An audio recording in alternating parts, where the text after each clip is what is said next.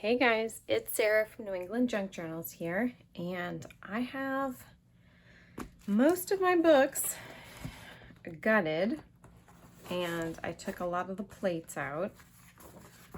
So this was the insect book, and I have, let's see here, quite a chunk of plates. Now, I didn't want to do this one on camera because bugs pretty much ick me out, and I know a lot of people feel the same way. I also did this one in advance. This is Bird Neighbors. Lots of great both black and white and color plates in here. What I would love to do is take some of my markers or watercolors and kind of play around and see if I can tint some of these. I think that would be a great addition. Wildflowers. I'm flipping through this because I know my flip through of these books hasn't posted yet. It's probably going to be a couple weeks from now, maybe. I have a lot of my videos posted ahead. We together, my daughter and I worked through editing them, and some I just said, oh heck, just upload it without editing it. So, but they're from throughout the spring and early summer, and they're just going to be posted on Thursdays. Oh, see, like this one here, it's disappointing when they looks like some of the color bled. So, but yeah, I have them posted out through August, I think. And this one was the one on mushrooms. Again, some nice color plates and some black and whites. Be fun to zhuzh some of these up a little bit. And then, of course, I have pulled out just regular pages out of these books.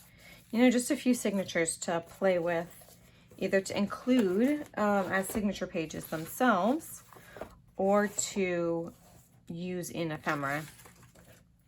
This is a butterfly book. These are all antiques, so I will be able to scan the images before I use the originals. I do want to include a lot of original, antique, and vintage ephemera in these. But at the same time, like say this here, I'd love to include this as a page or as some tags, but I also want to scan it so that I can do some fussy cutting and, you know, use it in that way. A lot of these are double-sided, so I don't want to fussy cut these and then lose a whole side. So let me show you this down. I'll show you the process that I've been using. And I'm sure you guys have seen books come apart before.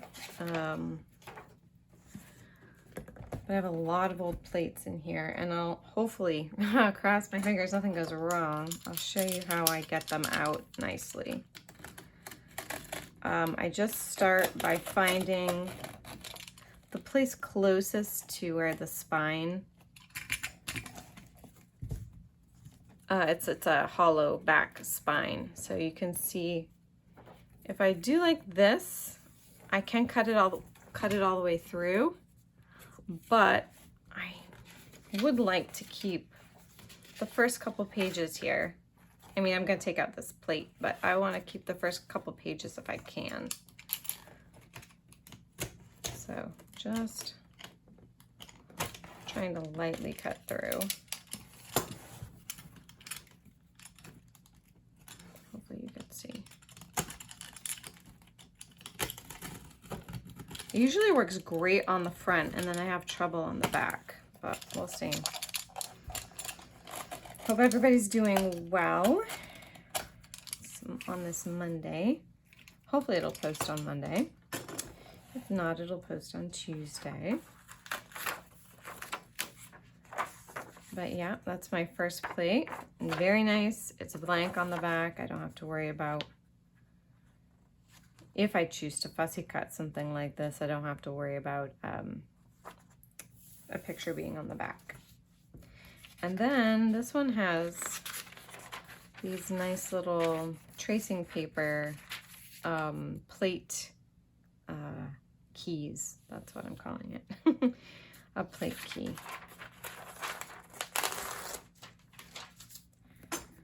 Then it really does make it easier to take pages out if the whole book block is removed. So let's see here.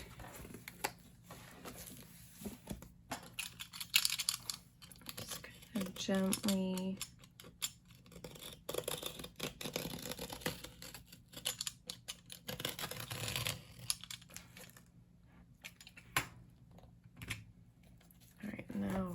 large scissors, that might work.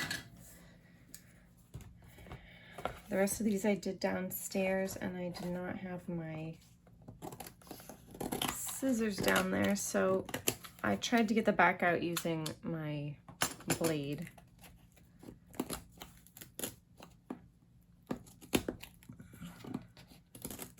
Oh, I can see where I cut here, and I wasn't getting,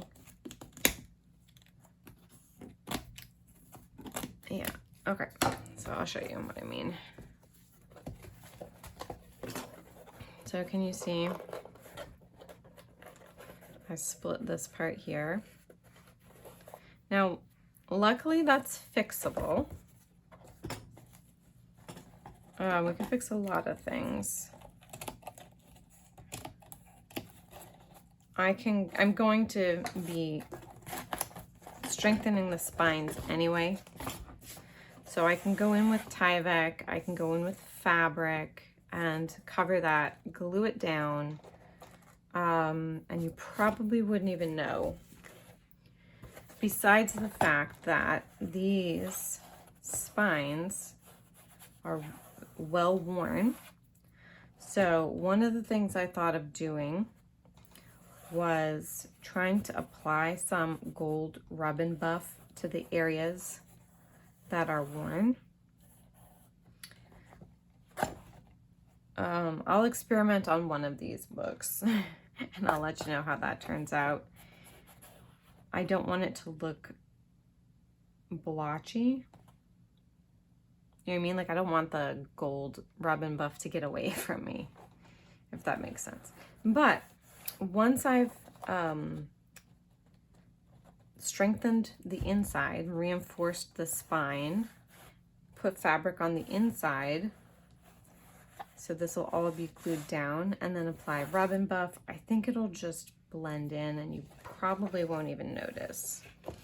I love these little critters here on the cover, and they originally were in some pretty nice gold, but they've been worn since then. So I don't know, I may try, I have a gold pen somewhere, Prismacolor metallic gold marker. I may try to trace the outlines again with this and see if that works. I'll probably take one of the covers and just sacrifice it to trial and error and see what works. Yeah. So this is the Moths one. And look, you can see all that book cred that's in there. Let me try to sweep this out a little bit.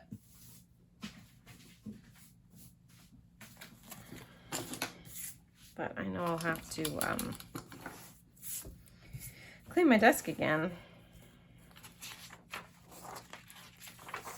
So this is the one I think with probably the thinnest pages of all of them. And what I've been doing is I'm taking this is from the Dollar Tree, and I think it's to poke out the little spaces when you do your die cutting.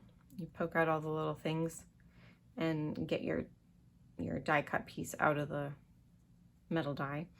I think I did something to it. I used it to pry something or whatever, but it has like now a little bend at the tip. So I'm not sure how well it would work for its original use. I just use it to get underneath the signature strings. Oh, this is like coming apart like nothing. Oh, here we go. I usually do that and then snip.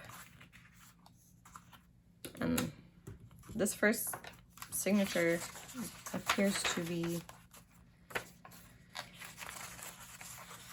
not fastened well. So I have been taking the title pages for sure. I like those. And I set those to the side, my regular pages, and then I set all of my plates just so that I have them in 2 piles. And I can get to the ones that I want pretty quickly.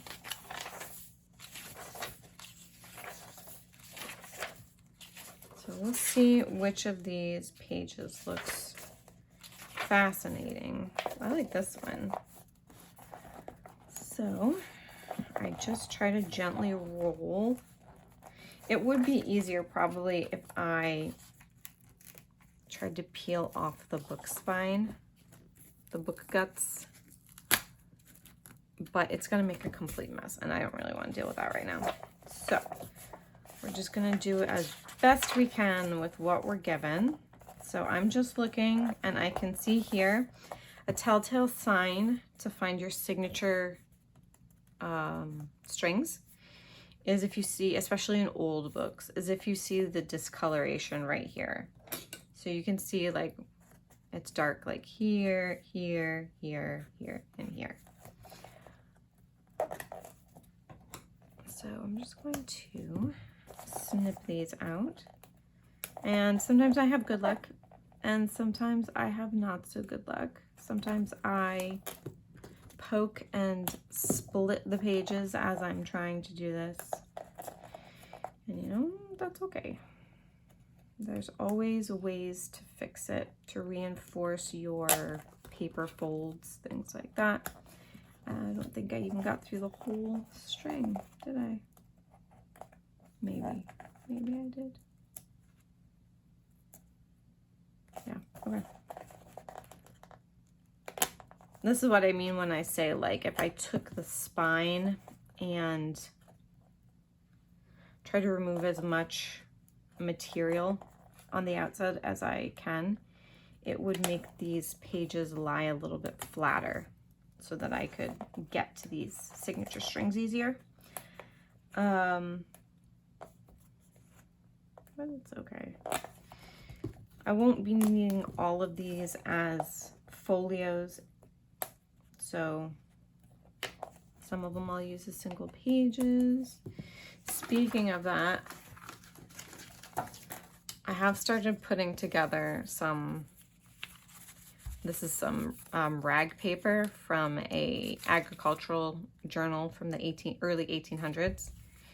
And I'm just making some Gail Augustinelli pockets. I'll be doing like a mass make of these at some point though. I'll try to make a video for that, for some bases, especially as I don't know how many books I'm making yet, how many journals. Then I just gently wiggle and I get my pages. I wanted these with little sketches and diagrams on them. Some of them will be made into ephemera, pockets, tags, and some of them will be, I hope to do some mixed media on some of these as well. That'll be fun.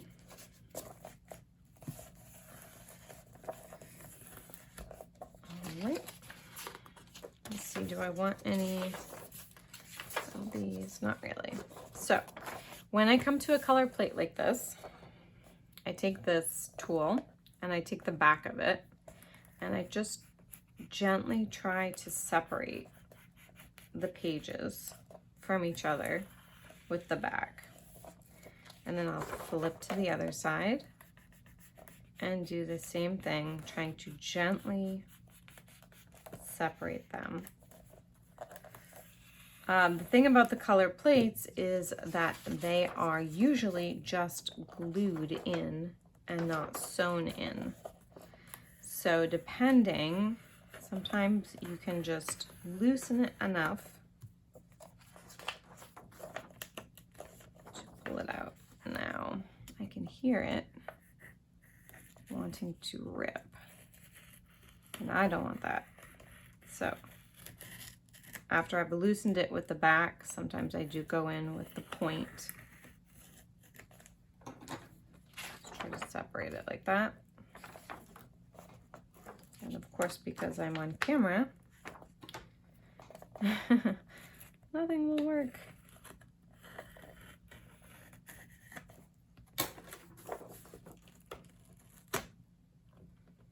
It's also a different angle than what I'm used to working with.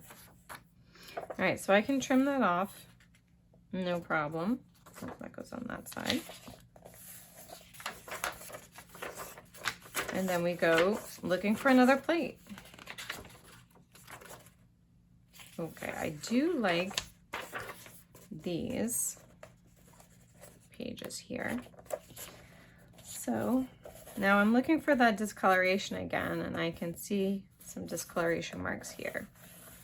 So I'm actually going to try this trick here.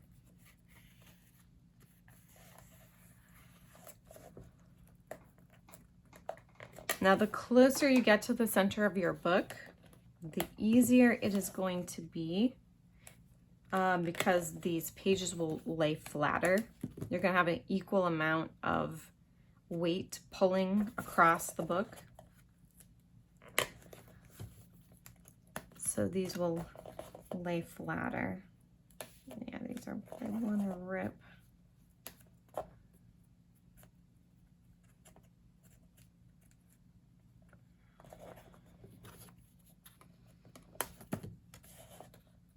This book in particular, because the pages are so thin compared to the other ones, I would either be hinging them together or using them separately. Okay, that one doesn't want to come. This one is nice.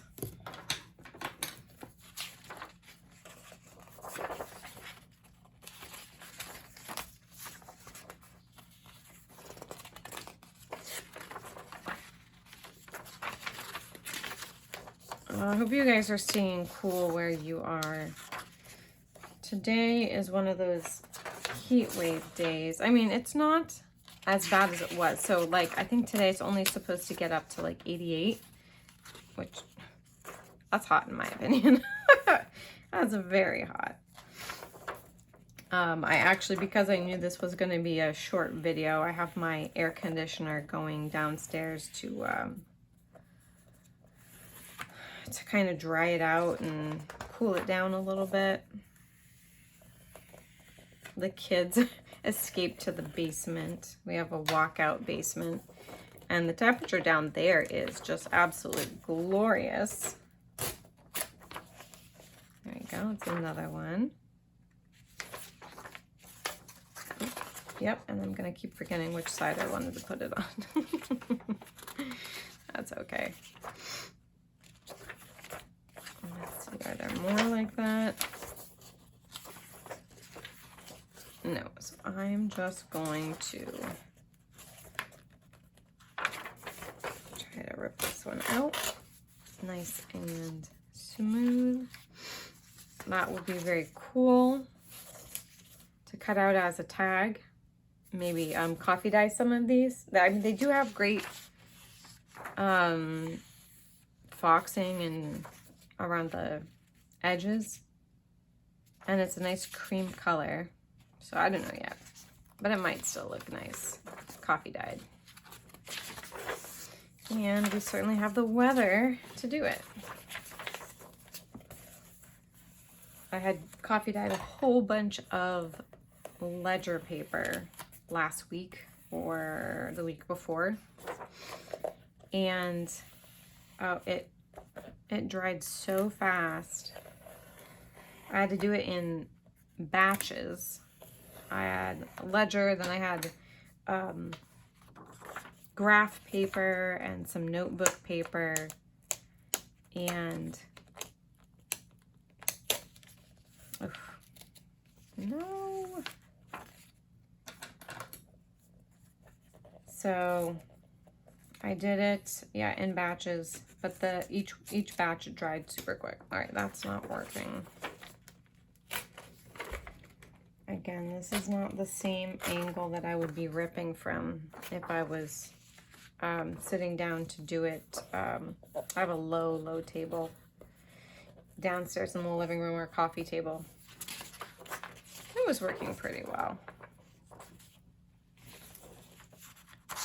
Let's see if I can get this one out, maybe here, signatures. I'm just pushing it over with my thumb, kind of open this area up a little bit.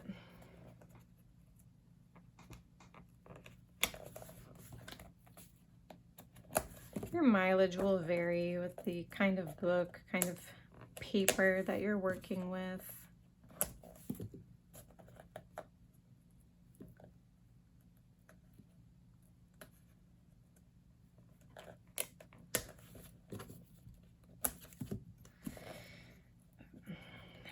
Yeah, how has the summer been like for you guys?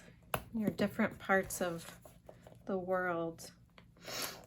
I know for those in Australia, this is their winter time. They run opposite to us here in the Northern Hemisphere. So, but how cold does it get in Australia? I'm wondering. There you go, that plate came out nice. And see how this is the signature page here, and this was glued in right there. As you can see that this next one is together. That's one signature page right like that.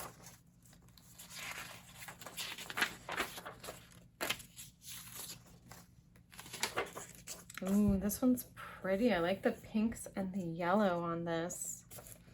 That's so nice. All right, again, do I want to try to get this out? No, there's not a lot of pages that I want to save.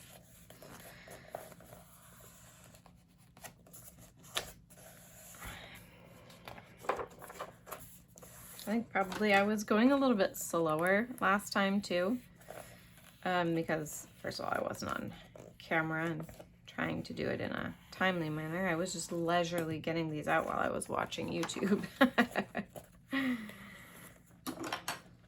So.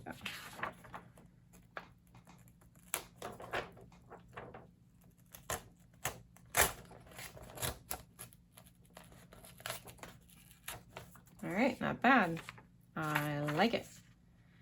You can see how these don't adjust your screen. It's actually this that's out of focus.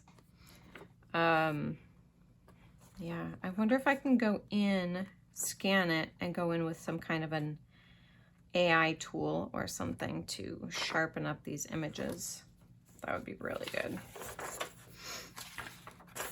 Got some edges on that.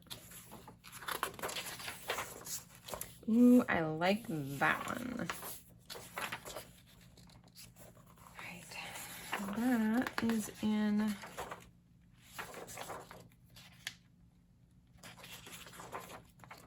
this signature.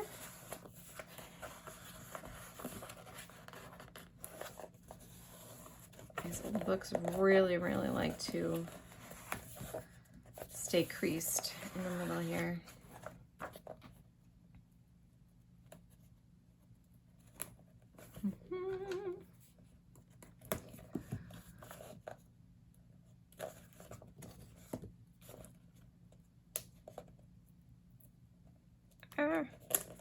go. I should drink some water. It's hot up here, guys. I think it's like 81 degrees upstairs. So I'm up here sweating. Another reason why I don't want this to be a super long video. After this book, I think I'm going to take the rest of my things downstairs. And again, I'll probably, whoops.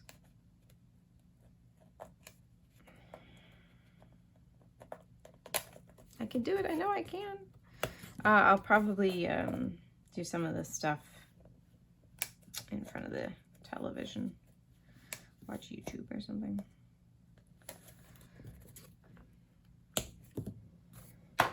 I'd say watch a detective show, like some Agatha Christie or something, but I don't know. Agatha Christie's so cozy that I usually save that for like rainy days, winter days.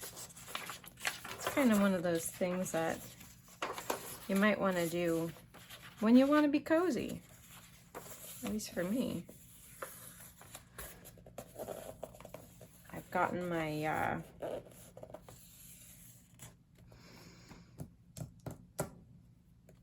I don't even know where that sentence was gonna go. Sorry. I was thinking about audiobooks, and I don't know where that sentence was gonna go. I've gotten my audiobook, but that's not true.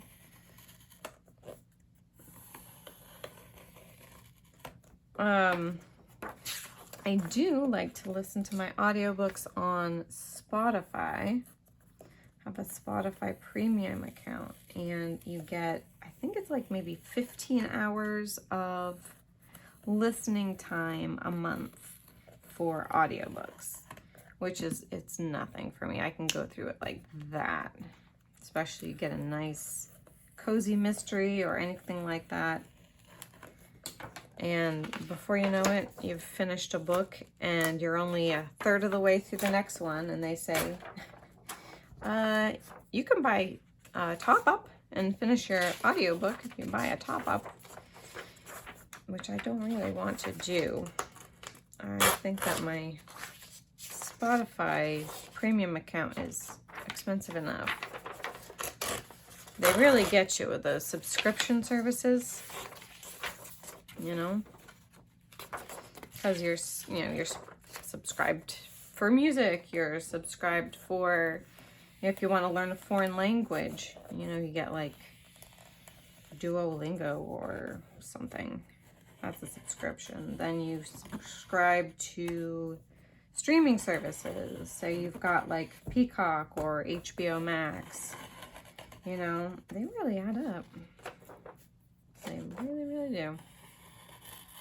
But I am happy. I'm happy that my subscription does include the 15 hours. It's been fun finding some different mystery authors. I finished pretty much every Agatha Christie book twice over. At least.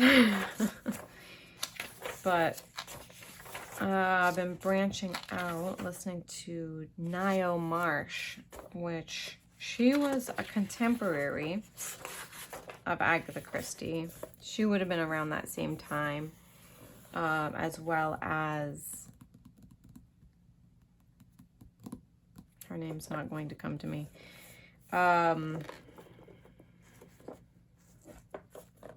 Maybe a little later. Another contemporary that I listened to a bunch of. She wrote the Lord Peter Wimsey novels. And if it doesn't come to my mind, you could at least look her up. I finished the Lord Peter Wimsey series before finding Ngaio Marsh. But they're very similar. They're very similar stylistically. I think they borrowed a little bit from each other, or were inspired by each other.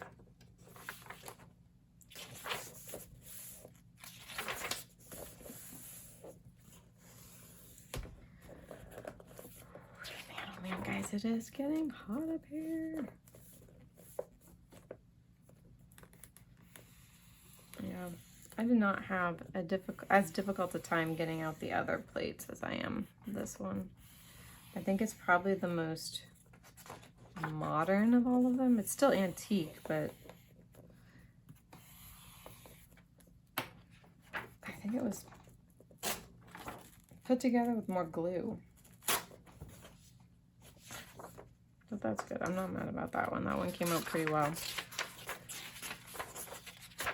So before I do all of this, let me show you, because time is getting away. I'll show you. I'm starting to get my papers all in this little container here.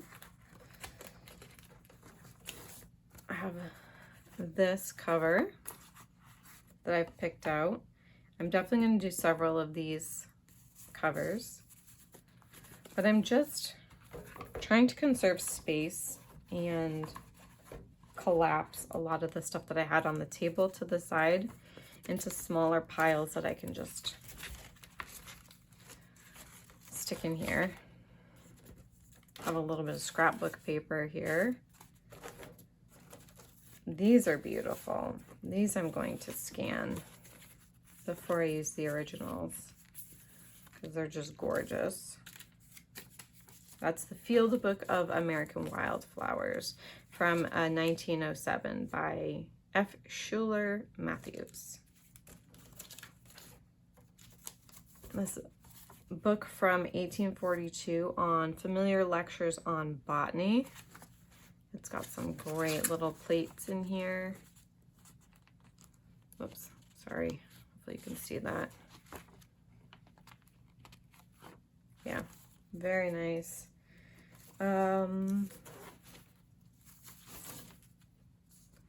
This was a book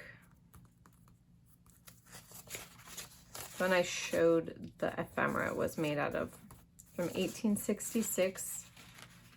Great rag paper. It's got some fun plates in it.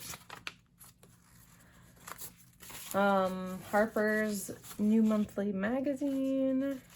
I've got some of these. So yeah, just, oh, and these, oh my gosh, these cute bird children. I think I showed this in the other video, but these won't be in every journal, I don't think. I think I'll just pick a couple that'll be more whimsical, and I'll include some whimsical elements. So, yes, I think that that's it for this video. Thank you guys. I hope it didn't look too difficult to take these plates out. It isn't really. It's pretty simple. Just got to go slow and take your time. Yeah, that's it. But I really love these plates. They're so pretty. All these moths. All right, guys, thank you so much. I'll be on again with more from this project. I'm really having fun, and I am loving all the possibilities and cool things. So, yeah. Bye, guys. God bless you all.